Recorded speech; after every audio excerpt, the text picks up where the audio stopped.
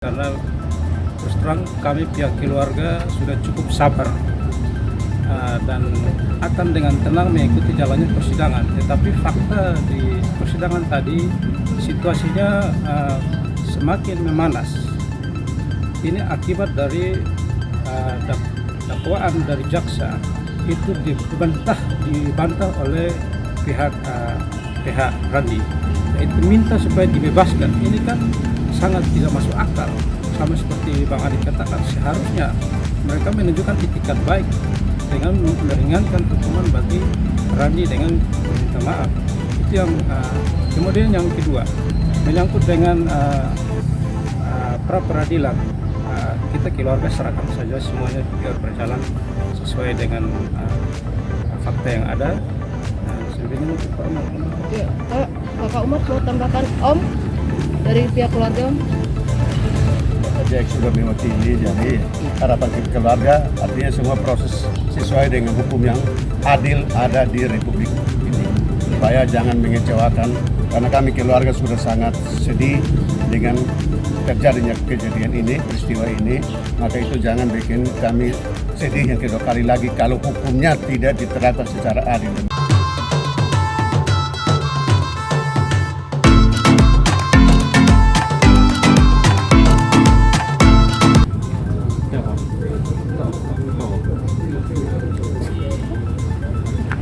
Selamat siang, sekarang saya bersama dengan pengacara atau kuasa hukum keluarga Asrif dan Lael, Kakak Adit Nasution. Selamat siang Kak Adit. Iya, selamat siang. Dan juga ada kakak dari almarhum Asrif Lael, yaitu Kakak Jack Manafe. Selamat siang. Selamat siang juga.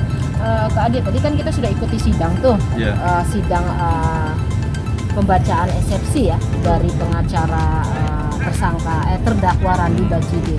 Menurut Kak Adit gimana tanggapannya setelah mendengar eksepsi ini? Ya, jadi ada beberapa poin yang jadi garis bawah kami. Yang pertama, kita menghargai dan menghormati itu adalah bagian dari pembelaan penasihat hukum terdakwa dan terdakwa itu sendiri.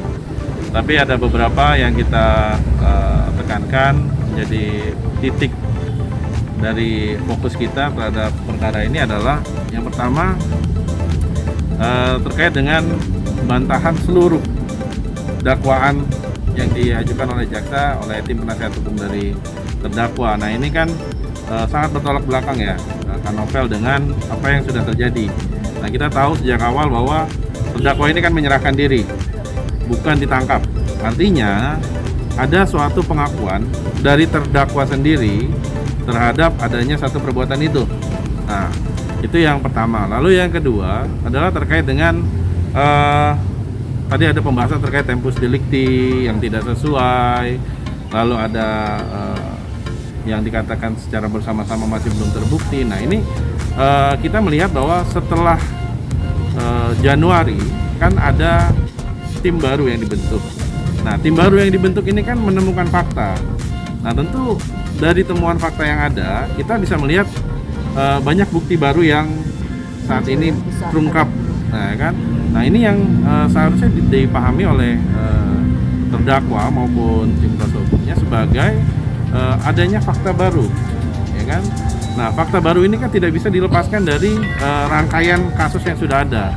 Nah jadi tadi ada beberapa poin yang kita lihat bahwa dari sini ada sedikit rancu ya antara pembelaan dengan fakta yang terjadi sebenarnya. Kerancuannya adalah yang tadi poin utama kita mendasar adalah terdakwa ingin dibebaskan. Dalam artian dia ingin supaya seluruh dakwaan ini kan tidak terbukti. Artinya apa yang dakwaan ini kan berdasarkan BAP. BAP kan BAP dari tersangka sendiri. Tersangka merangkai BAP, tersangka BAP tersebut dijadikan bahan untuk rekonstruksi. Nah, lalu BAP tersebut juga dijadikan bahan untuk dakwaan. Artinya kan BAP ini berdasarkan pengakuan dari pihak terdakwa. Nah ini yang sekarang dibantah. Artinya ini kan poin yang utama kita lihat di eksepsi ini. Jadi tadinya kita berharap tentu pihak keluarga juga berharap ada pengakuan mungkin dari pihak terdakwa untuk memperoleh keringanan. Dalam artian ya sudah diakui perbuatannya, mohon keringanan. Nah artinya kan tadi kita lihat sama sekali kalau saya tidak salah tidak ada meminta untuk keringanan ya. Tapi dibebaskan. Ya, lebih kepada kebebasan. Artinya kan ini yang tadi saya bilang sama Kak Novel bahwa ini poinnya adalah mereka membantah seluruh dakwaan yang mana dakwaan itu merupakan turunan dari BAP dan juga apa yang dia pernah lakukan, yaitu dengan menyerahkan diri mengakui sebagai tersangka gitu. Harapannya untuk jaksa gimana? Ya begini, saya optimis jaksa punya cara dan punya treatment tersendiri untuk mengcounter eksepsi ini, ya kan? Artinya nanti kita pasti lihat minggu depan apakah eksepsinya diterima atau tidak. Harapan kami eksepsi tidak diterima, artinya jaksa bisa membuktikan dengan menghadirkan saksi-saksi dan bukti yang valid terhadap kasus ini.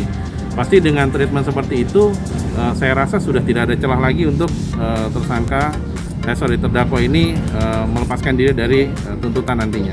Itu tadi dari sidangnya dengan terdakwa Randi ya. Terus gimana Kak Adi juga melihat dalam sidang pra-peradilan yang dimohonkan oleh tersangka Ira Uwal? Ada hal yang ganggu? Ya gini, tentang kalau percakapan itu?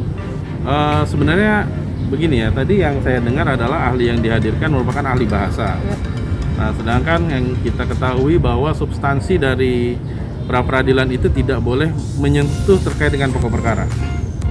Itu yang saya Tidak tahu. boleh sentuh pokok Ya. perkara. Ya. Nah, kalau kita melihat apa yang ditanyakan oleh tim kuasa hukum maupun yang dihadirkan oleh kuasa hukum adalah ahli bahasa yang notabene mempertanyakan terkait dengan Materi ya? materi.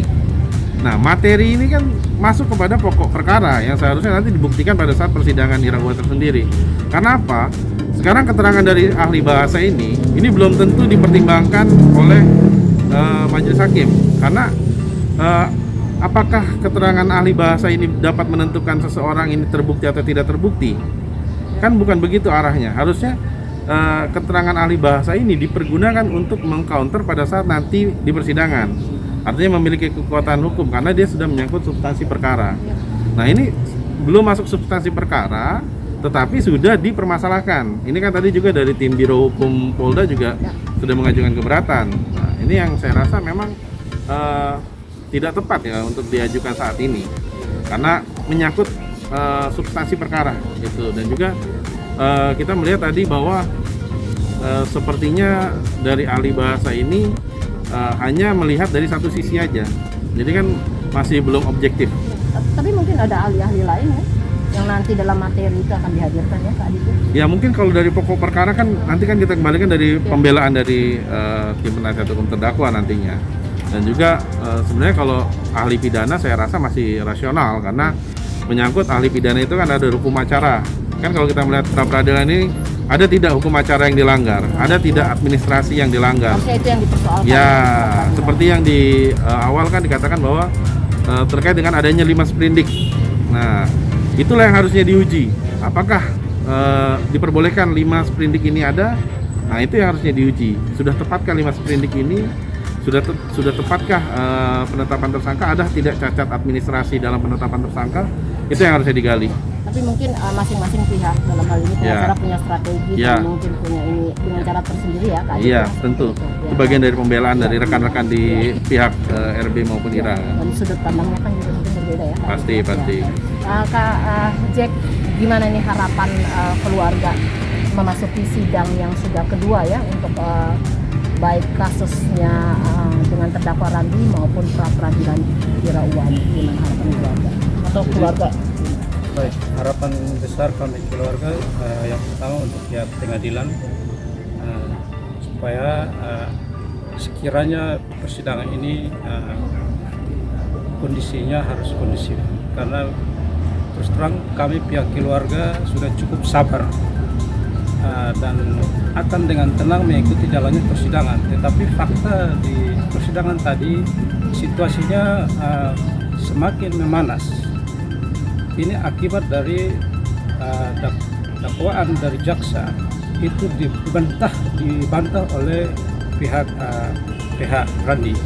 Itu minta supaya dibebaskan. Ini kan sangat tidak masuk akal. Sama seperti Bang Adi katakan, seharusnya mereka menunjukkan itikat baik dengan meringankan hukuman bagi Randi dengan minta maaf. Itu yang kemudian yang kedua menyangkut dengan pra peradilan. Kita keluarga serahkan saja semuanya biar berjalan sesuai dengan fakta yang ada. Dan selebihnya untuk Pak Umar. Ya, Kakak Umar mau tambahkan Om dari pihak keluarga Om? Jack sudah mewakili, jadi Iya. harapan keluarga artinya semua proses sesuai dengan hukum yang adil ada di Republik ini. Supaya jangan mengecewakan, karena kami keluarga sudah sangat sedih dengan terjadinya kejadian ini, peristiwa ini, maka itu jangan bikin kami sedih yang kedua kali lagi kalau hukumnya tidak diterapkan secara adil dan benar. Terima kasih Kak Adit, Ya, terima kasih. Kak Jack, Om. Terima kasih. Demikian laporan langsung kami dari Pengadilan Negeri Kupang, Nusa Tenggara Timur. Saya Novel Leonovel, pamit. Terima kasih.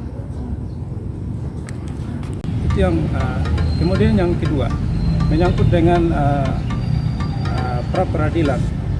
Kita keluarga serahkan saja semuanya biar berjalan sesuai dengan fakta yang ada. Dan selebihnya untuk Pak Umar. Ya, Kakak Umar mau tambahkan Om dari pihak keluarga Om? Jack sudah mewakili, jadi Iya. harapan keluarga artinya semua proses sesuai dengan hukum yang adil ada di Republik ini. Supaya jangan mengecewakan, karena kami keluarga sudah sangat sedih dengan terjadinya kejadian ini, peristiwa ini, maka itu jangan bikin kami sedih yang kedua kali lagi kalau hukumnya tidak diterapkan secara adil dan benar.